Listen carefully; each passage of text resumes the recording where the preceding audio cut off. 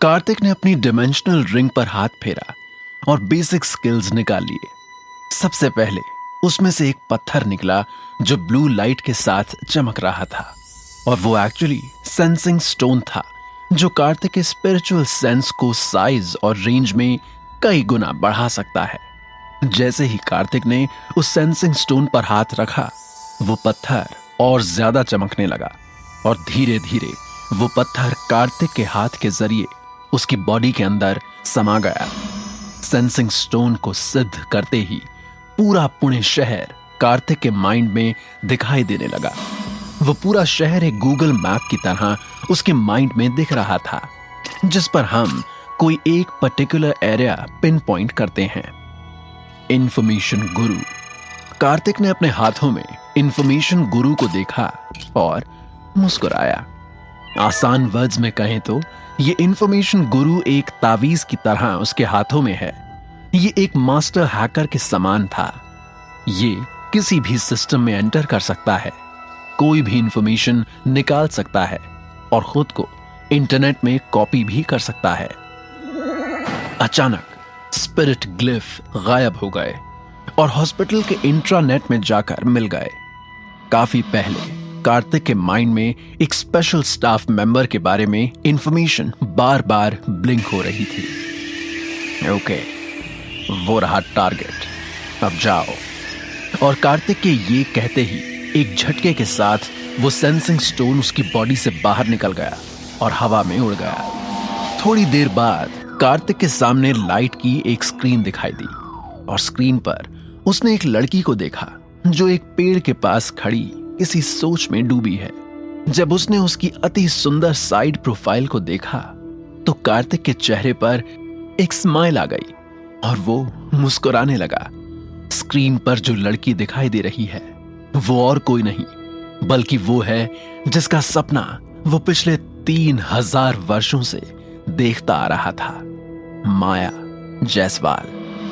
उसकी पतली कमर और घने लंबे बाल देखकर कार्तिक की आंखों के सामने वो सारे पल घूम गए जब उसके हाथ माया की पतली कमर पर होते थे और उस संगमरमर की तरह सुराहीदार कमर को आहिस्ता से जकड़कर कार्तिक उसे बिस्तर पर लिटा देता था और फिर खुद भी बिस्तर पर माया के बाजू में लेटकर चद्दर की सिलवटों पर बिखरे उसके काले घने बालों से घंटों तक खेलता था और फिर उन्हें धीरे से हटाकर माया से चिपक जाता था और उसके होंठों पर अपने होंठों को रख देता था। कभी कभी तो वो जोश से इतना भर जाता था कि माया के गुलाबी मुलायम होंठों को दांतों तले भींच लेता था। माया की आह निकल जाती थी जिससे कार्तिक का जुनून दोगुना हो जाता था और वो उसके ऊपर चढ़ जाता था और फिर एक बार बार दोनों घंटों तक एक दूसरे से प्यार किया करते थे। कार्तिक अपनी सोच से बाहर आया और उसे माया को अपनी बाहों में भरने की जतदब जाग उठी। वैसे तो उसने उसे तलाक दे दिया था, लेकिन उसका मतलब यह बिल्कुल भी नहीं था कि उसने उससे प्यार करना बंद कर दिया था। वो नहीं चाहता था कि उसकी पत्नी को उसकी वजह से और दर्द सहना पड़े। वो दोनों भाग सकते थे, लेकिन कार्तिक को यकीन था कि उसका परिणाम उतना अच्छा नहीं होगा। इसलिए उसने वही किया जो उसे उस वक्त ठीक लगा और आज भी वो वही कर रहा है जो उसे सही लग रहा है। माया की फैमिली ने कार्तिक के साथ हमेशा गलत बर्ताव किया, लेकिन जो भी हो, आखिरकार उनके इतने घिनौने कामों के बावजूद भी जायसवाल फैमिली अभी भी उसकी पत्नी माया की फैमिली थी। वो अपने पूरे परिवार को इतना बड़ा धोखा नहीं दे सकती थी। उसने उसे और उसके परिवार को टूटने से बचाने के लिए माया के किए गए सारे पेनफुल एफर्ट्स को समझा। हालांकि किसी ने पिछले जन्म में उसकी मौत की साजिश रची थी, उस शशांक बब्बर ने, जो भी माया को पाना चाहता था। इसलिए इस बार मैं किसी को भी खुद को दबाने नहीं दूंगा या अपने आप को धमकी देने नहीं दूंगा। बस कुछ वक्त और मेरा वेट कर लो माया, मैं आ रहा हूं। कार्तिक ने अपने दिल में कसम खाई। उसने उस स्क्रीन पर माया के चेहरे को छुआ माया किसी सेलिब्रिटी या परी से ज्यादा खूबसूरत और आकर्षक लग रही थी। अचानक इतने सालों से कार्तिक ने जो अपने अंदर दबा कर रखा था, वो लालसा और प्यार उसके दिल में वापस उभरने लगा। इतने लंबे समय के बाद वो फाइनली वापस आ गया था यहां अर्थ पर, अपने प्यार को वापस पाने के लिए, अपनी माया को वापस अपना बनाने के लिए। माया के मेरिडियन एक्चुअली इतनी बुरी तरह डैमेज हो गए थे। कार्तिक ने स्क्रीन पर माया को देखते हुए कहा। सेंसिंग स्टोन की रिपोर्ट के मुताबिक माया को अपने एक मिशन के दौरान एक दुर्घटना का सामना करना पड़ा था। कार्तिक ने माया की बात को अपने दिल में रखा और उसे ठीक होने में मदद करने का फैसला किया और उसने स्क्रीन बंद कर दिया। कार्तिक की स्क्रीन को बंद करते ही माया, जो आश्रम में पेड़ के पास खड़ी थी, वो वहां से निकल गई और सीधा गुरु मां के सामने पहुंच गई। गुरु मां माया को देखते ही पहचान गई और उन्होंने कहा, मैं जानती थी कि तू एक दिन जरूर आएगी मेरे पास। उसकी तलाश तुझे यहां मेरे पास लेकर ही आएगी। माया ने गुरु मां के सामने हाथ जोड़े और कार्तिक की फोटो उनके सामने करते हुए उनसे पूछा कि 3 साल हो गए हैं इसका इंतजार करते हुए। अब तो लोग कहने लगे हैं कि शायद वो जिंदा ही नहीं, लेकिन मेरा दिल पता नहीं क्यों मानने को तैयार नहीं होता। प्लीज गुरु मां, मेरी मदद कीजिए। मुझे बताइए कि क्या ये कभी मुझे मिल पाएगा। गुरु मां ने फोटो को सामने से हटाते हुए कहा, मुझे इस फोटो को देखने की जरूरत नहीं, तेरा चेहरा देखकर मैं बता सकती हूं। उन्होंने अपने हाथ की रुद्राक्ष माला को फिराया और फिर कहा, ये यहां आ चुका है, यहीं तेरे शहर में ही, तेरे आसपास ही है, और जहां तक मैं देख सकती हूं ये जल्द ही तुझे मिलने वाला है। ये तुझसे और तू इससे अलग हो ही नहीं सकते। तुम दोनों 2 जिस्म एक जान हो। गुरु मां की बात सुनते ही माया चौंक गई। जितना उसके चेहरे पर हैरत का भाव था, उतनी ही वो खुश भी थी। जैसे एक उम्मीद ने उसका दामन थाम लिया और वो मुस्कुराते हुए आंखों में आंसू लिए खुद से कहने लगी, मुझे हमेशा से यकीन था कार्तिक कि तुम एक दिन मुझे जरूर मिलोगे, और आज गुरु मां की बातों ने मेरे इस यकीन को और भी मजबूत कर दिया है। स्क्रीन बंद करने के बाद कार्तिक ने कुछ इमॉर्टल क्लोथ्स, मतलब अमर वस्त्र चुने और उन्हें पहन लिया। इन कपड़ों में बंदूक की गोली भी मेरा कुछ नहीं बिगाड़ सकती। कार्तिक मुस्कुराया। तुरंत कार्तिक ने अपनी हथेली खोली। जल्द ही उसकी हथेली पर एक भक्षण करने वाली एनर्जी दिखाई दी। ये कार्तिक का एक सीक्रेट था। ये एनर्जी किसी भी दूसरे कल्टिवेटर के कल्टिवेशन को खा सकती है और उसे कार्तिक अपनी खुद की पावर में बदल सकता है। इसी तरीके का इस्तेमाल कर कार्तिक ने स्पेस के व्योम जगत में अपनी कल्टिवेशन की स्पीड बढ़ाई थी और पावर्स और एनर्जीज हासिल की थी। एक प्राउड मुस्कुराहट के साथ कार्तिक हॉस्पिटल के उस कमरे से बाहर चला गया, लेकिन जाने से पहले उसने अपने फोन नंबर के साथ कमरे में एक नोट छोड़ा। उसने फोन नंबर छोड़ दिया ताकि फ्यूचर में मिस्टर हेमंत माथुर उसे ढूंढ सकें।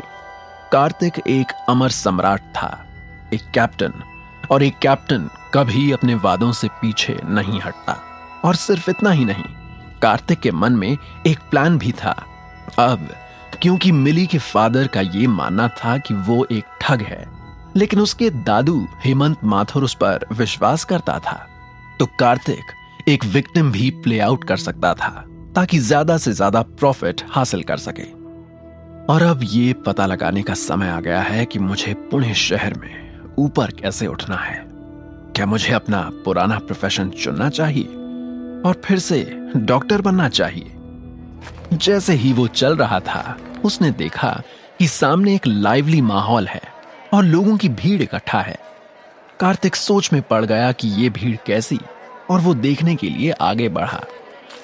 उसने अपनी स्पिरिचुअल सेंसेस को जगाया और तुरंत पता चल गया कि वहां क्या चल रहा था। उसकी सेंसेस ने उसे इंफॉर्मेशन दी कि मुंबई से एक यंग डॉक्टर पुणे शहर आया था। वो लिमिटेड टाइम के लिए वहां लोगों का ट्रीटमेंट करने के लिए मौजूद था। इसलिए लोग इस उम्मीद में लाइन में लगे थे कि उनकी बीमारियों का इलाज किसी मास्टर से हो जाएगा। तो कार्तिक ने भी सोचा कि चलो इस मास्टर डॉक्टर को काम करते हुए देखा जाए, और वो भी पहुंच गया उस भीड़ के पास। और वहां उसने उस यंग डॉक्टर को एक अधेड़ उम्र की लेडी की पल्स चेक करते देखा। तो क्या हुआ है डॉक्टर? महिला ने टेंशन में पूछा। उस डॉक्टर ने लेडी की ओर देखा और कहा, यह सिर्फ हल्की गठिया है, मैं आपके लिए कुछ मेडिसिन लिख देता हूं, आप डिटेल्ड ट्रीटमेंट के लिए बाद में वापस आ सकते हैं। इवैल्यूएशन सुनकर लेडी ने उसे थैंक्स कहा। ये डॉक्टर रियली काफी नॉलेजेबल है, इतनी जल्दी सिर्फ पल्स चेक करके इन्होंने ट्रीटमेंट भी बता दिया। महिला ने सोचा, कितनी शर्म की बात है, इसे अभी भी बहुत कुछ सीखना है। और जब उस यंग डॉक्टर को वहां जमा लोगों की तारीफें मिल रही थीं, तभी वहां भीड़ से एक अलग आवाज गूंजी। सबने उस तरफ देखा जहां से वो आवाज आई थी, और वो और कोई नहीं बल्कि कार्तिक था। एक असंतुष्ट टोन के साथ उस डॉक्टर ने पूछा, what do you mean mister? Kartik ने बेपरवाह होते हुए कहा, मेरा मतलब है कि तुम अभी बहुत छोटे हो, तुमने पेशेंट की कंडीशन का ठीक से पता भी नहीं लगाया है, फिर भी तुम बेतरतीब ढंग से मेडिसिन लिख रहे हो। मिस्टर, ये इंपीरियल मेडिकल हॉल है, यहाँ के डॉक्टर्स सभी टॉप स्टूडेंट्स हैं जिन्होंने मेडिकल यूनिवर्सिटी से ग्रेजुएशन किया है। इतना ही नहीं, बल्कि हमारा इंपीरियल मेडिकल हॉल पूरे देश में रिप्यूटेड है, और तुम यहाँ खड़े होकर मेरे इवैल्यूएशन में कमियां निकाल रहे हो। और अगर ऐसा ही है तो तुम मुझे सही क्यों नहीं करते और सभी को इन मैडम की असली बीमारी क्यों नहीं बताते? आओ। ये कहते हुए डॉक्टर ने कार्तिक को चिढ़ते हुए देखा। क्या बकवास कर रहे हो? ये डॉक्टर विवेक सचदेवा हैं, इन्हें मुंबई के इंपीरियल हॉल से यहां भेजा गया है, और इन्होंने अब तक देखे गए हर एक पेशेंट का एकदम सही इवैल्यूएशन किया है। कंडीशंस, बीमारियां और ट्रीटमेंट सब एकदम कंसिस्टेंट है। इसलिए अपनी बकवास बंद करो और यहां से निकलो। भीड़ में से एक ने कहा, बिल्कुल सही, ये कोई जगह नहीं जहां आकर तुम ऐसे बातें बनाओ। दूसरे ने कहा, हाँ और क्या, तुम कोई डॉक्टर हो क्या? तीसरे ने पूछा। वहां खड़े सब लोग अब कार्तिक को जबरदस्ती परेशानी खड़ी करने के लिए बातें सुनाने लगे। सही भी था, आखिर आप किस पर विश्वास करेंगे, इंपीरियल हॉल के रिप्यूटेड डॉक्टर पर या किसी गुमनाम इंसान पर? यह देखकर कि हर कोई उसका साथ दे रहा है, विवेक का सीना गर्व से फूल गया। Everyone please be quiet. Vivek ने एक मास्टर की तरह सबको शांत होने का ऑर्डर दिया। तो मिस्टर, अगर तुम एक इनएक्सपीरियंस्ड इंसान को, मतलब इन लेडी को, इनकी बीमारी के बारे में बताने में कामयाब रहे तो मैं ये एक्सेप्ट कर लूंगा कि मैं गलत था। तो बताओ, क्या तुम इन्हें डायग्नोज करोगे और इनका ट्रीटमेंट बताओगे? उसकी विनम्रता देखकर सभी उसके मुरीद हो गए। देखा, इसे कहते हैं एक अच्छा डॉक्टर, सो हम्बल, एक ने कहा। लेकिन विवेक की आंखों में चंचलता थी। वो देखना चाहता था कि कार्तिक कौन सी चाल चलने वाला है। कार्तिक उस लेडी के पास गया और विनम्रता से कहा, मैडम प्लीज सिट। वो लेडी कार्तिक को संदेह से देख रही थी, लेकिन फिर भी बैठ गई। पूरी भीड़ टकटकी लगाए कार्तिक को देख रही थी। जब उसने उस लेडी के चारों ओर घूमते हुए एक चक्कर लगाया और 1 मिनट से भी कम समय में बोल पड़ा, ओके, तो मुझे पता चल गया कि इन्हें क्या हुआ है। क्या कार्तिक उस लेडी को ठीक कर पाएगा? जानने के लिए सुनिए कैप्टन कार्तिक का अगला एपिसोड।